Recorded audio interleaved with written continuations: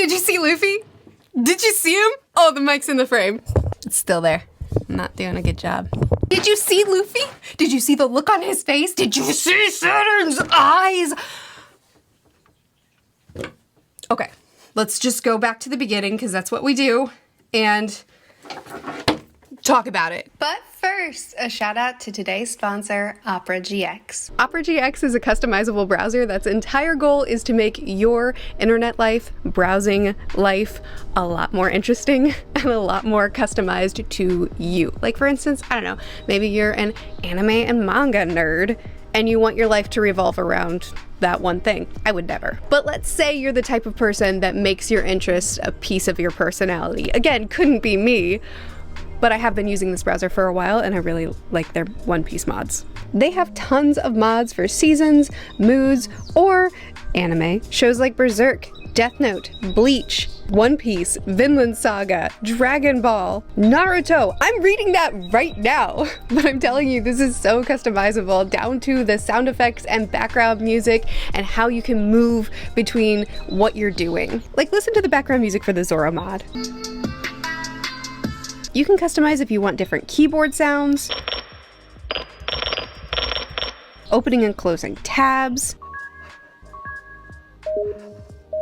theme and colors of the browser. You can even do mods dedicated to wallpaper. Like look at this Spirited Away wallpaper. And they make it so easy to disable and enable mods and individual modifications in the mods menu on the sidebar. They've also recently integrated generative AI integration. So let's say you're reading your latest One Piece chapter, a character comes on page, and because of your terrible memory, you have no idea where you've seen this person before, what context, who they are. Again, I would never, but let's say it happens to me a lot, and I can easily just search who this character is, where they've appeared in the manga before, very easily get a quick summary on them. They also have this really cool feature for popping out videos. So let's say you're watching an anime, and for me, when I watch an episode, I like to talk about it. And so I'll pop out the video and then hop on Discord and discuss while I'm watching it. Or if you're a normal productive human being and you want to like get work done while you're passively watching your favorite show, that's also an option. But it's not just Discord, you can add pretty much any app in the sidebar, Twitch, Instagram, Messenger,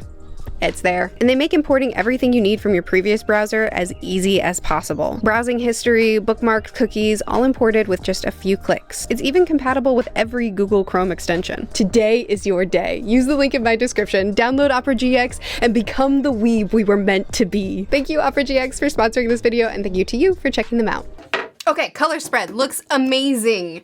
Boa specifically, her dress is so cute. I'm not a pearls girl, but I do really like the, what's that cut called when it's like a halter? I love a good halter top and it's so cute. Also Bonnie's, nope, that's not her name. Nami's dress is really cute as well. Would look cuter on Perona, but it looks amazing on her. And Robin is always cute no matter what she does. Nothing happened in the first couple of pages. Van Augur, I think is his name, Blackbeard's crew, is talking to some nobody and then nothing happened. So the pacifistas are attacking, chaos, ships are sinking, people are screaming, what do we do to deserve this? They're following Bonnie's commands. We get introduced to a bunch more vice admirals and visit some that we've seen already, and they're calling for Bonnie's head. Listen, I know this isn't gonna happen, so I'm just gonna preface it by saying that. I know this isn't gonna happen, but what would it be?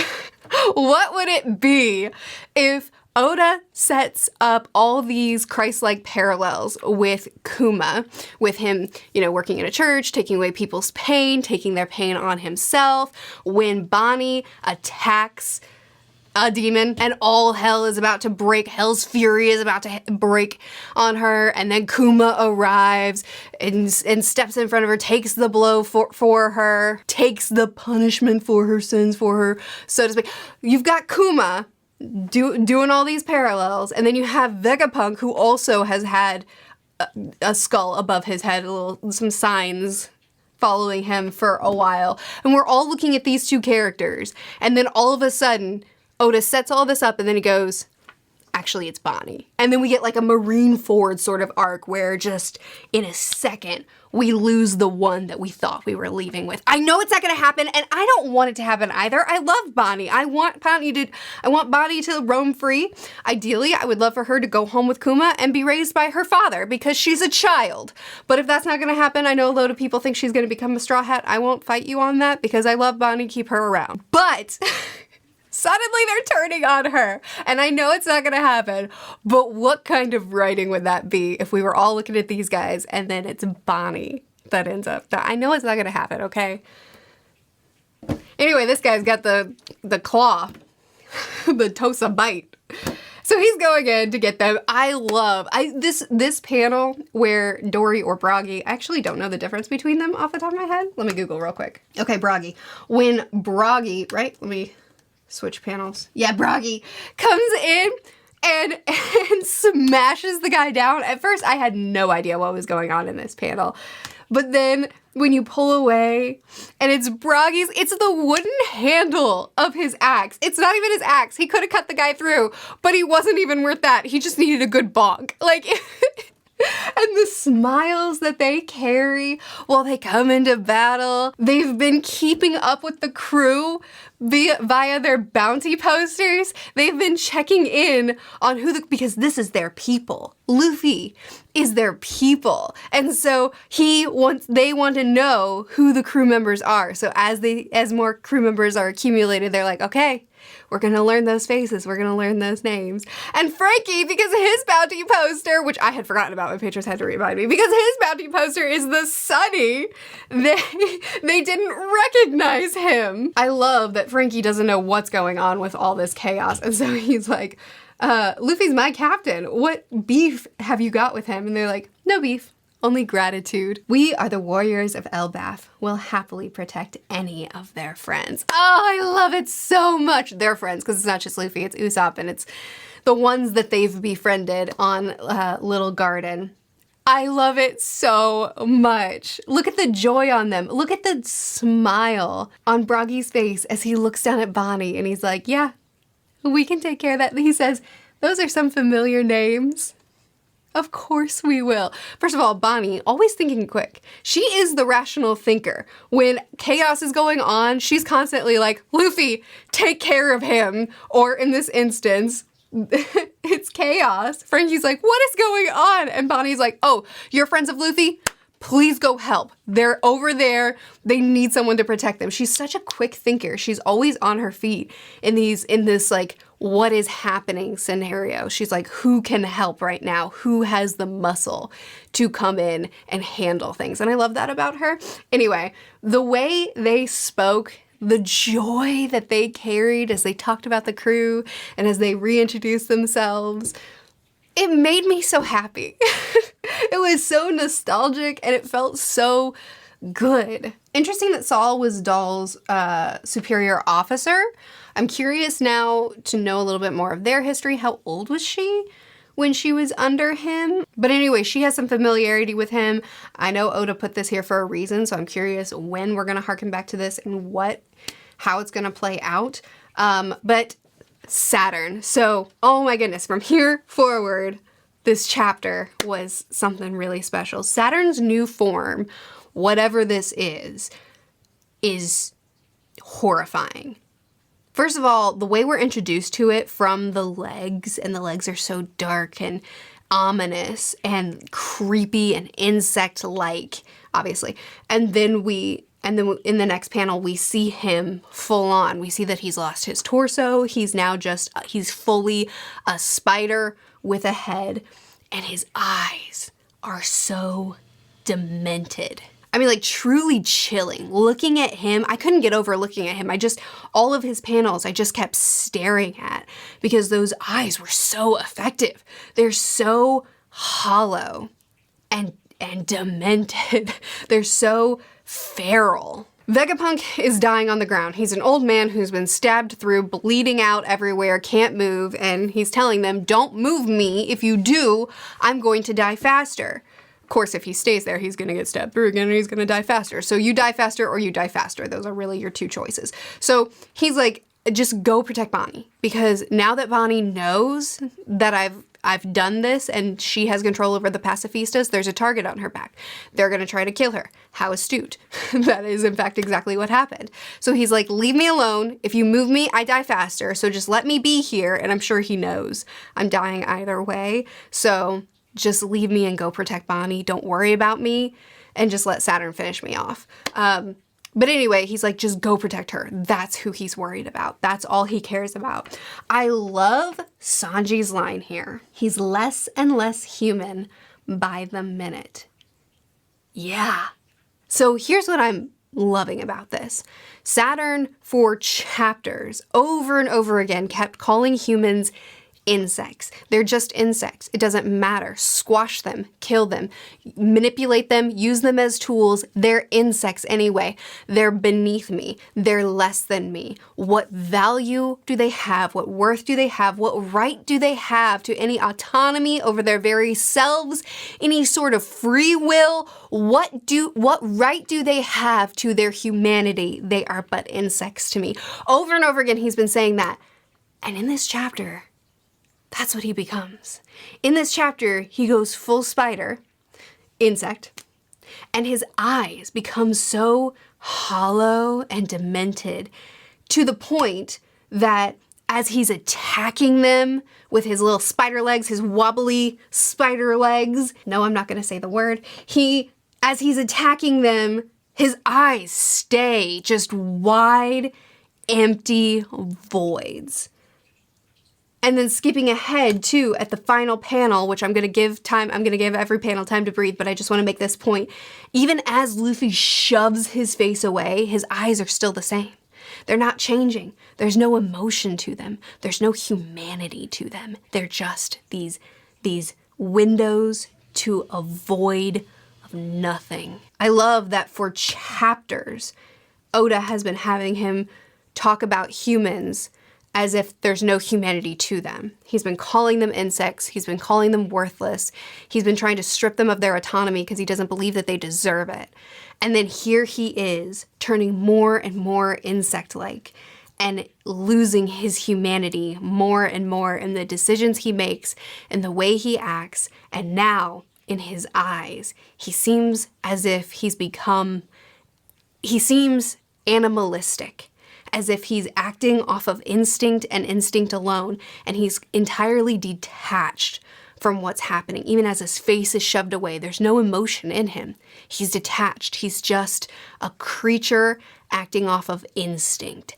I love how he's been stripping humans of their humanity in his eyes, and at the same time losing his more and more with each chapter, or in Sanji's words, by the minute.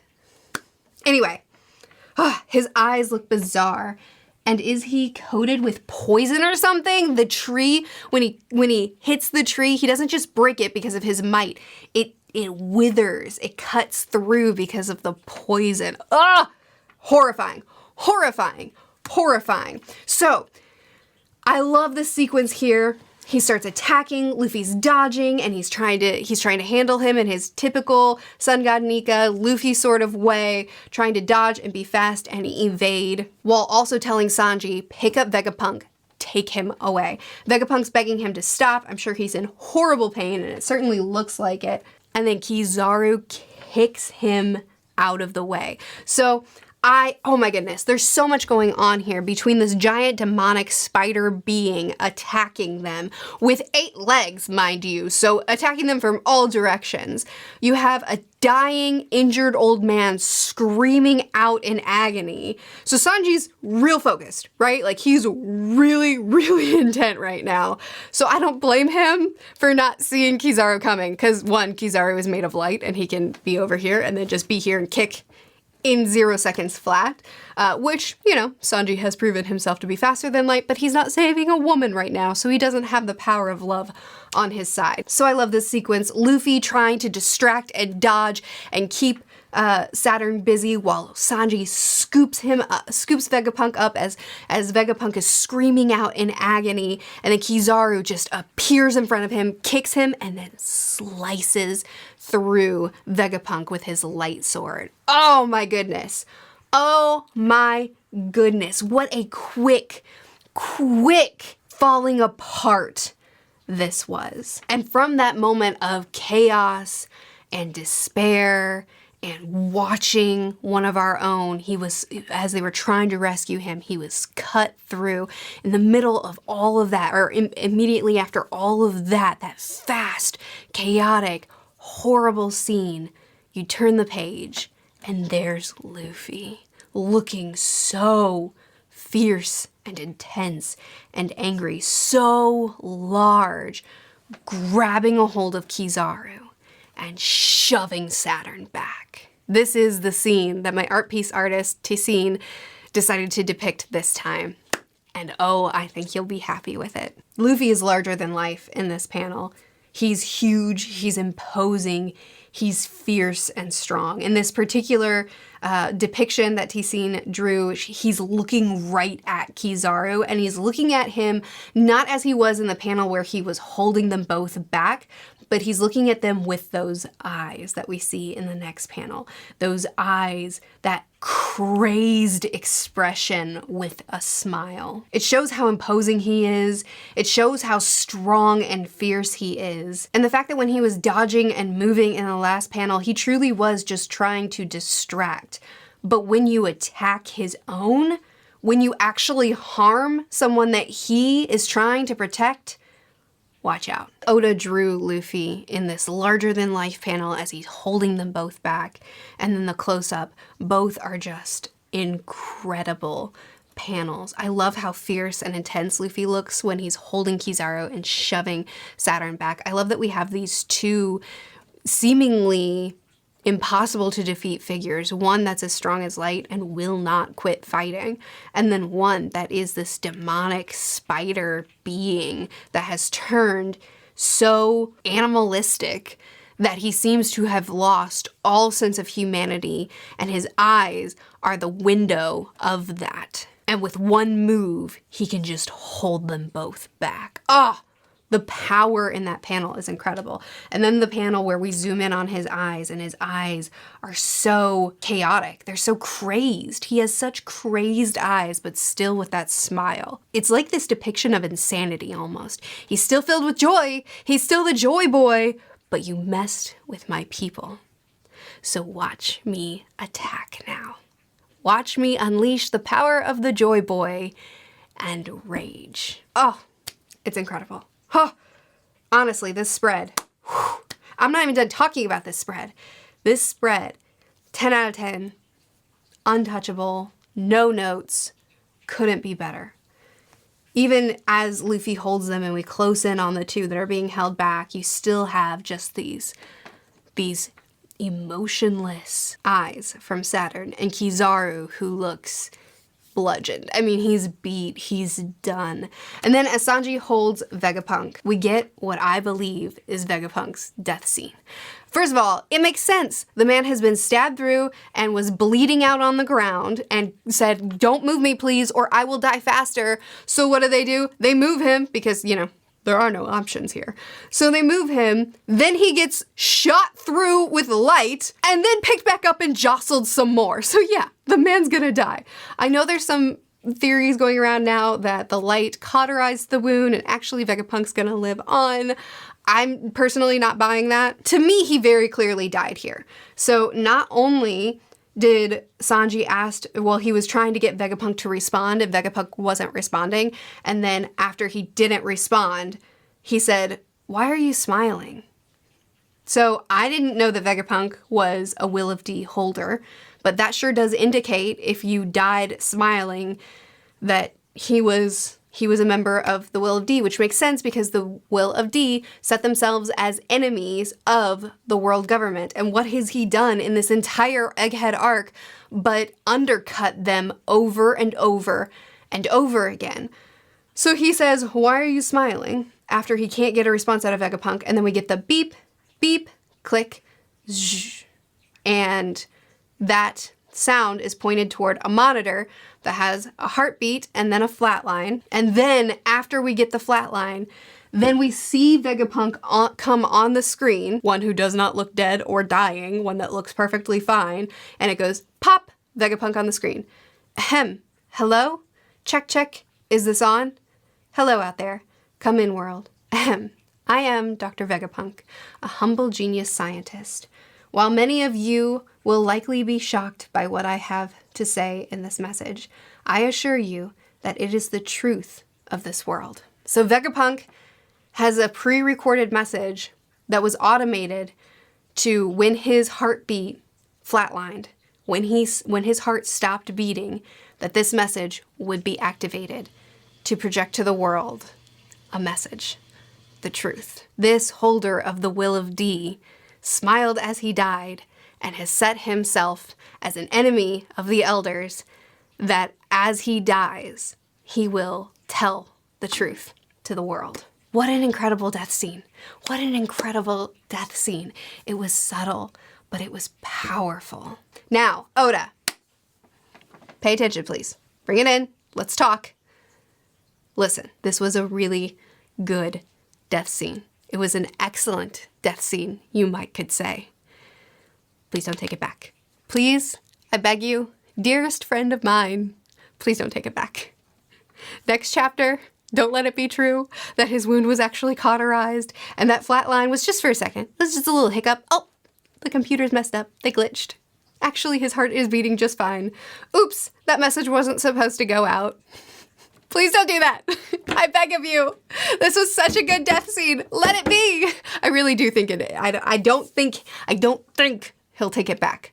I think that this was a death scene. I think it was a brilliant death scene, and I think it'll stick. But this whole spread with Luffy looking so fierce, so intense, so enraged that I'm actually, okay, so what I've been doing lately is I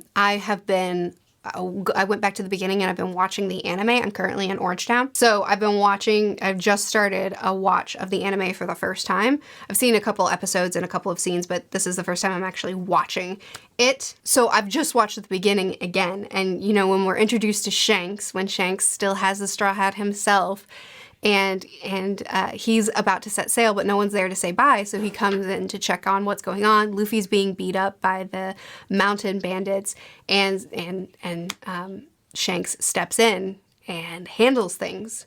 And he says, I don't have the full quote written down because I wasn't planning on talking about this on the chapter review, but he says something along the lines of, you know, you can spill beer on me, you can hit me, you can mock me, I'll let it all go. In fact, I'll laugh at a lot of it. But if you hurt a friend of mine, you'll pay for it. That's been what Luffy has been. That example was set for Luffy, and that's who he's chosen to be from that moment forward. And this scene, after having just watched that scene again last night, I watched it for the first time, but after being reminded of that scene last night and then reading this scene today, it just, you know, he's just doing what Shanks did. He was dodging. He was playing along. Saturn wants to attack us. Okay, I'll dodge. I'll make you look over here. I'll do this. I'll let you hit me over the head with the beer. I'll try to diffuse the situation so my friends can get away.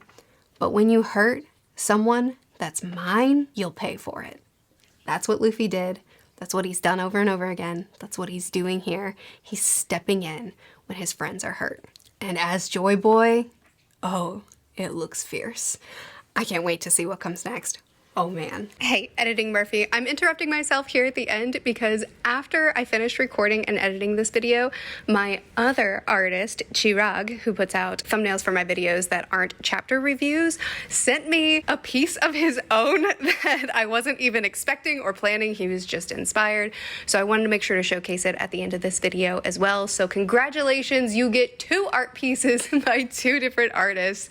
Show them both some love in the comments, please. They're both linked in the description of this video. Anyway, what'd you think of the chapter? Did you like it too? You tell me what you have to say about these panels. I know we're all gonna be talking about the end because that's, man. Please do chat with me more about it though. I would love to hear your thoughts. I'll see you again soon. Bye.